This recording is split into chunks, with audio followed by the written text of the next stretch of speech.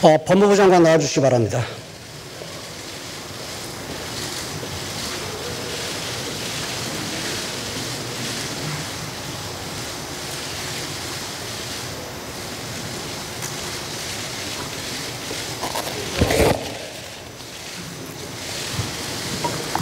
평소 성범죄에 대해서 단호한 입장이셨죠?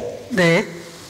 민주당의 일상의 성폭력, 성희롱과 맞서 싸우는 여러분이 편이 되겠습니다. 2018년도 당대표 때 하신 말입니다. 그리고 또 지난 4월엔 법무부는 성범죄로부터 국민을 보호하기 위하여 주무부처로서 역할과 책임을 다하겠다. 이렇게 발표했어요. 그죠?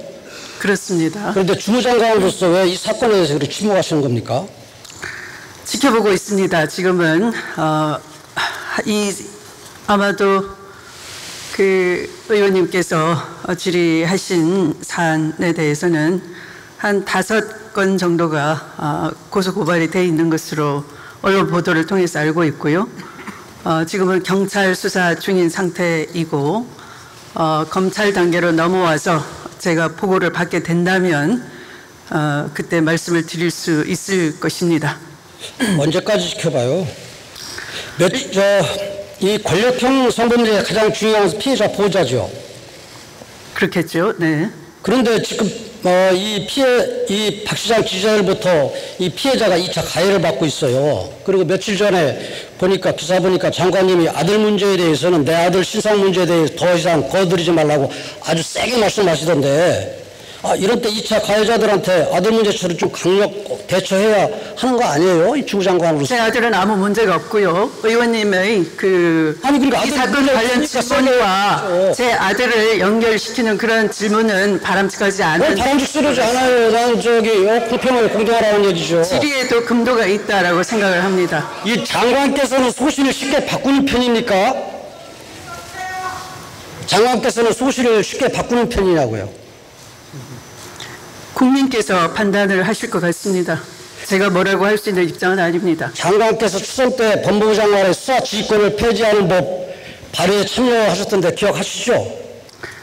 아마 그때 당시 민주당 원내대표가 박상천 전 법무부 장관이셨는데요. 그 당시에 이름 올렸잖아요. 그렇잖아요. 그 당시에 당론으로 아마 그렇게 된 것으로 기억하고 있습니다. 근데 그랬던 분이 지금은 검찰총장의 내명을 거역했다. 지시 절반을 잘라먹었다 해가지고 검찰총장 겁박하시던데 이걸 어떻게 해석해야 됩니까? 질문이십니까? 예. 질문이 겁박이라면 사실과 다르고요. 정당한 검찰총장이 수사의 공정성, 중립성을 침해하기 때문에 불가피하게 장관이 직무상 지휘를 하지 않을 수가 없는 상황이었습니다. 지금 앞뒤가 안 맞잖아요. 그때는 법무부 장관 수사 지휘권 폐지하는 법 내고, 그때의 추미애는 어디로 간 겁니까? 왜 이렇게 그때는 24년 전으로 그 당시에는 법무부 장관이 검사 출신이었습니다.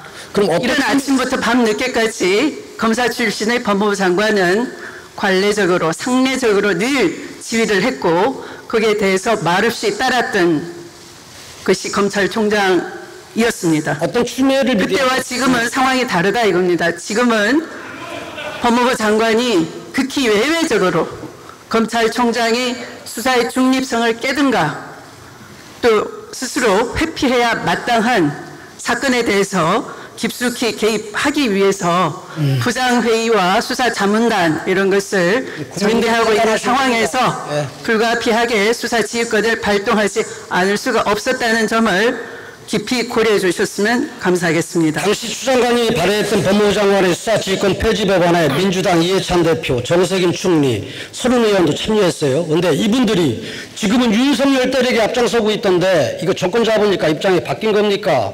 아니면 내 편 수사를 하니까 이거 받아들일 수 없다는 겁니까? 아니면 그때는 틀리고 지금은 맞다는 겁니까? 이거 뭡니까? 그때는 3당 야합을 통해서 만들어진 정권이었고 여전히 검찰의 수사 독립은 보장되지 않았던 24년 전 일이고요. 지금은 수사의 독립성과 중립성을 철저히 보장하고 있고 바로 수사의 독립성, 중립성을 깨고 있는 검찰총장을 문책하지 않을 수가 없는 상황에 이르렀다는 점을 유념해 주시기 바랍니다. 추 장관님은 과거 검찰총장님의 임기 부장을 위해 또 살아있는 권력이 검찰총장을 압박하는 것을 강하게 비판하셨습니다.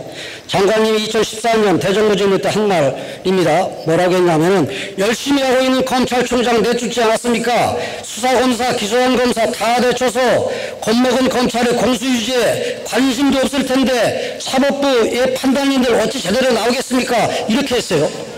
그런데 장관님 취임하자마자 울산시장 선거 이 청와대 공작 사건의 수사검사, 기소검사 공중분해시키고 좌철시켰어요.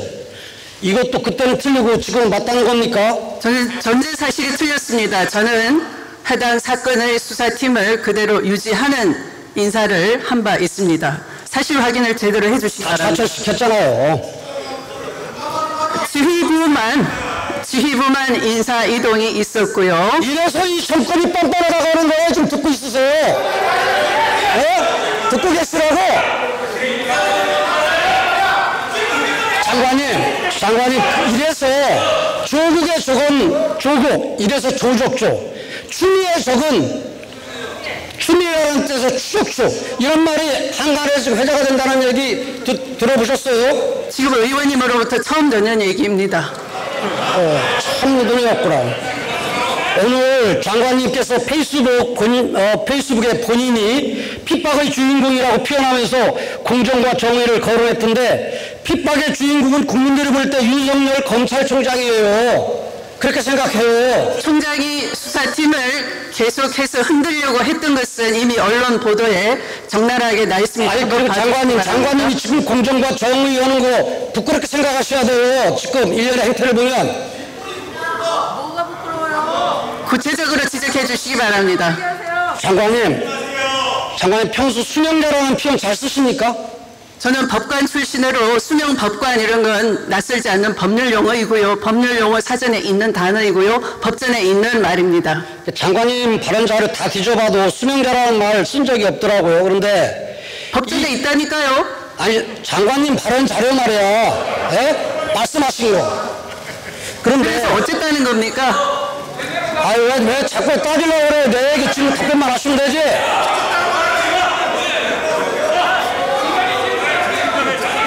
국민의힘 지금 싸우러 왔어요?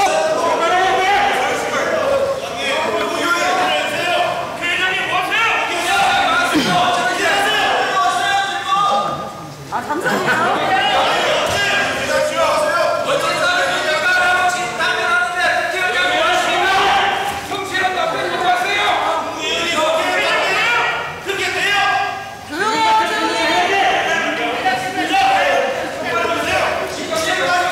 그런데 장관님 기분 좀 가라앉히시고요. 여기 와서 싫은 소리 듣는 거죠. 좀 가라앉히시고요. 그런데 제가 싫은 소리를 들을 자세는 충분히 돼 있는데요. 정확한 근거를 제시하면서 말씀을 해주시지. 모욕적인 단어나 망신 주기 위한 그런 질문을 삼가해 주시기 바랍니다. 팩트를 가지고 얘기하는 거예요. 들어보세요. 뭘 아니기를 뭘 아냐. 그런데 그 수명자라는 표현이 들어간 법무부 알림이 어찌된 일인지 열린민주당 최강욱 의원의 이 페이스북에 등장했습니다. 법무부 문건 그럼 최 의원에게 전달했습니까? 의원님은 페이스북 하십니까? 네, 합니다. 네, 그러면 페이스북이라는 건 제가 최강욱 의원에게 전달을 했다면은 그렇게 한 2시간 뒤에 날라질 리가 없어요. 최강욱 의원이 본인 페이스북에 옮겼다고 하는 시각은 제가 법무부에 장관 지신이 공개하라 하는 시간과 무려 2시간의 간격이 있습니다. 그러니까 직접 전달했다고 할 수 없는 거죠. 전파돼서 갔겠죠. 그래서 의심스러운 거예요. 왜냐하면 2시간 정도의 그 전파는 그 사이에 저의 글이 이미 이 한 수만 개가 퍼져나갑니다. 그런데 뭐가 의심스럽다는 것이죠? 그래? 그러니까 인과관계가 안 맞아요. 가만히 계시라고. 바로 시청을 하시든가. 안 하시죠? 그래서 저희가 국민들이 의심하는 거예요. 뭐냐면은 이 페이스북을 하는 국민은 전혀 의심하지 않습니다. 봐봐 들어보세요. 법무부 장관이 그러니까 지금 이제 나라꼴이 이제 공정과 정의가 무너졌다고 그러는 거예요. 그 의원님만 그렇게 주장을 하시는 거죠? 지금도 그러면 왜 공정과 정의를 왜 소추안을 했겠어요? 나 혼자만 얘기하면. 야당 권력의 남용 아닙니까?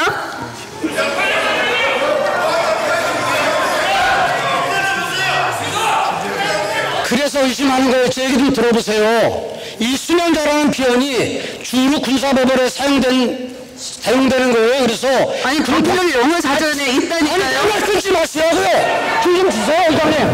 회장님. 이거 시간 좀 주세요.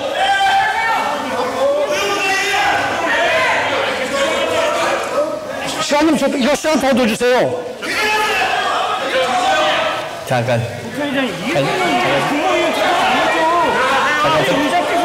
들어가세요. 네. 예. 지금 무슨 국민의 태도가 저렇게 하고 의장님 가만히 계시고 그러세요?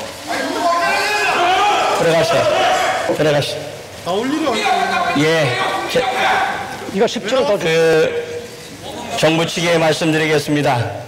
의원님의 대정부 질문은 의원 개개인의 질문이 아니라 국민을 대표해서 하는 질문이기 때문에 국민 전체를 상대로 정중하게 답변해 주시는 게 바람직하고요. 또 의원님들께도 한 말씀 드리겠습니다.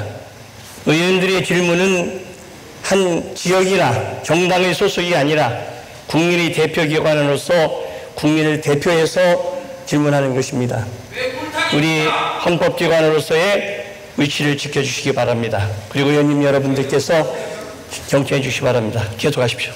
장관님, 이 수명자라는 표현을 이 행정 용어이지만은 법용어이지만은 이걸 우리 장관께 주로 쓰시지도 않고 또 이 최강욱 의원이 군 법무관 출신인데 이 수명자라는 표현이 그 페이스북에 등장을 해요. 그래서 많은 사람들이 최강욱 의원이 이 작성에 관여했다, 이 지금 추정하고 의심하는 사람들이 있어요. 그래서 그걸 물어보려고 그러는데 왜 그 처음부터 그렇게 난립니까? 난리는 제가 한 게 아니고 의원님께서 그 논리적으로 인과관계가 성립되는 질문을 하셔야지 수명자를 제가 안 쓰는 용어다라는 거는 있을 수가 없죠. 그리고 근데 법률에 알림에 들어가 있는 거 아니에요? 그리고 제가 검찰총장이 인사에 대해서 저의 명을 거역했다라는 걸 말씀을 드리니까 그토록 야당에서 저에게 반격을 많이 하셨지 않습니까? 그래서 저는 명령, 지휘 이런 말을 즐겨 씁니다. 왜 저는 쓰면 안 되겠습니까? 최고 감독자인데요. 이 법무부 장관하고 이 검찰총장은 장관의 명을 갖춰야 된다라는 의미로 수명자라고 명확하게 쓴 것이죠. 나는 옳고 너는 틀리다. 아니, 그 논리. 의원님 말씀은 최강욱은 그런 수명자를 쓸 수 있고 남자고 여자인 법무부 장관은 수명자라는 용어를 쓰면 안 된다라고 하시면서 박원순 시장에 대한 피해자는 그렇게 안타까워 하시면서 제 아들 신상까지 결부시켜서 질문을 하니까 오늘의 질문은 제가 연결이 잘 안 돼서 죄송하지만 이 정도밖에 답변을 못함을 양해해 주시기 바랍니다. 많이 양해해 줄 테니까. 장관 잘한다. 문재인 대통령은 취임사에서 공정, 평등, 정의 등 국민들께 화려한 약속을 했습니다. 그러나 그 약속 중에서 지켜지고 있는 것은 한 번도 경험해보지 못한 나라뿐입니다.